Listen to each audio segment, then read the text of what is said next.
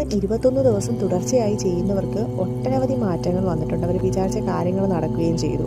ഒട്ടും പ്രതീക്ഷിക്കാതെ വെയിറ്റ് ചെയ്തിരുന്ന പല ഇൻ്റർവ്യൂസ് ആയാലും പല കാര്യങ്ങളായാലും എനിക്ക് തന്നെ ഒരു ഇൻ്റർവ്യൂവിന് വേണ്ടി ഞാൻ വെയിറ്റ് ചെയ്ത കാലങ്ങളായിട്ടുണ്ട്.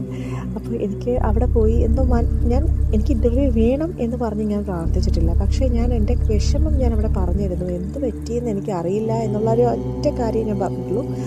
അന്ന് ഞാൻ വന്നു എനിക്കിപ്പോഴും അത് പറയുമ്പം ഒരുമാതിരി തോന്നുന്നു. കാര്യം എന്ന് വെച്ച് കഴിഞ്ഞാൽ ഞാൻ ഒട്ടും പ്രതീക്ഷിക്കാതെ വന്നൊരു റെസ്പോൺസായിരുന്നു. അത് ഞാൻ പറയുമ്പോൾ നിങ്ങൾക്ക് എത്രത്തോളം മനസ്സിലാവണം എന്നറിയില്ല. പക്ഷെ വാസ്തവമായ കാര്യമാണ്. വന്ന് എനിക്കപ്പം തന്നെ മെസ്സേജും വന്നു, എനിക്ക് ഇൻ്റർവ്യൂ ആണ് എന്നുള്ള കാര്യങ്ങളും എല്ലാം. ശരിക്കും അത് പറയുമ്പോൾ നിങ്ങൾ വിചാരിക്കും ചുമ്മാ തള്ളുവാണെന്ന്. അല്ല, വാസ്തവമായ കാര്യമാണ്. അമ്പലത്തിൽ മണി അടിക്കുന്നുണ്ട്, നിങ്ങളത് കേൾക്കുന്നുണ്ടാവും. അപ്പോൾ സത്യമായ കാര്യമാണ് കേട്ടോ. എനിക്ക് ഭയങ്കര വിശ്വാസമാണ് ദേവി എന്ന് പറയുമ്പോൾ. എനിക്കങ്ങനെ ഇൻ്റർവ്യൂ ഒക്കെ ആയി, എല്ലാം സെലക്ഷനായി, എല്ലാമായി ഞാൻ പോകാൻ നിൽക്കുക. ഓക്കെ, അപ്പോൾ എല്ലാം ദേവിയുടെ അനുഗ്രഹം ഉള്ളത് കൊണ്ട് തന്നെയാണ് ഇതുവരെ എനിക്ക് എത്താൻ പറ്റിയത്. ഇതിനിടയ്ക്ക് ഒരുപാട് പ്രശ്നങ്ങൾ ഇങ്ങനെ ഒരുപാട് കാര്യങ്ങളുണ്ടായിരുന്നു. എല്ലാവർക്കും ഉള്ള പോലെ എനിക്കും ഉണ്ട്, അത്രേ ഉള്ളൂ.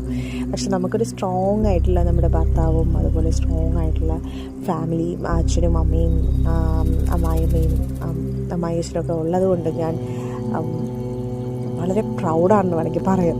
കാര്യം അവരുടെയൊക്കെ ഒരു സപ്പോർട്ട് ഉള്ളതുകൊണ്ട്. അതും ഇല്ലെങ്കിലുള്ള അവസ്ഥ വേറെയാണ്.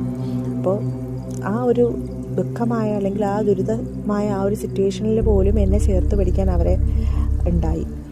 അപ്പോൾ അതുകൊണ്ട് എനിക്ക് ദേവിയോടുള്ള ആ ഒരു അറ്റാച്ച്മെൻ്റ് എന്ന് പറഞ്ഞറിയിക്കാൻ പറ്റില്ല കേട്ടോ, അത്രയ്ക്കുമുണ്ട്. അപ്പോൾ അത്രയേ ഉള്ളൂ. നമ്മൾ അവിടെ പോയി അത് പ്രാർത്ഥിച്ചു കഴിഞ്ഞാൽ ഉണ്ടല്ലോ നടക്കും.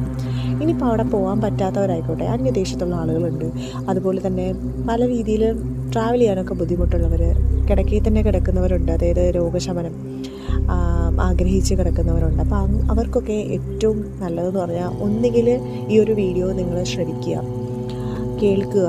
മന്ത്രം കേട്ട് പറയാൻ പറ്റാത്തവരാണെന്നുണ്ടെങ്കിൽ മന്ത്രം ഒന്ന് ശ്രവിച്ചു കഴിഞ്ഞാലും വളരെ നല്ലതാട്ടോ. അതുപോലെ തന്നെ പലരും ചോദിച്ചിട്ടുണ്ടായിരുന്നു ഈ രോഗശമനം, ഒരുപാട് ഇങ്ങനെ വലിയ അസുഖങ്ങൾ വന്നിട്ട് രോഗമായിട്ട് മാറി ഒരുപാട് പ്രശ്നങ്ങളിലൂടെ കടന്നു പോകുന്ന ഒരുപാട് വ്യക്തികൾ കമൻറ്റ് ചെയ്യുന്നുണ്ട്. അപ്പോൾ അവരെയൊക്കെ പ്രാർത്ഥനയിൽ ഉൾപ്പെടുത്തിയിട്ടുണ്ട്. അതുപോലെ തന്നെ തൊഴിൽ രഹിതരായിട്ടുള്ള ആളുകൾക്ക് അവരുടെ വിഷമം എന്ന് പറയുന്നത് പറഞ്ഞറിയിക്കാൻ പറ്റില്ല, അത്രത്തോളം ഫേസ് ചെയ്തുണ്ടാവും. എനിക്ക് മനസ്സിലാവും കേട്ടോ. ഞാൻ ഒരുപാട് അത്യാവശ്യം അനുഭവിച്ചിട്ടുള്ളതാണ്. അപ്പോൾ നമുക്കത് മനസ്സിലാവും. അപ്പോൾ പ്രാർത്ഥിക്കുക. എന്ത്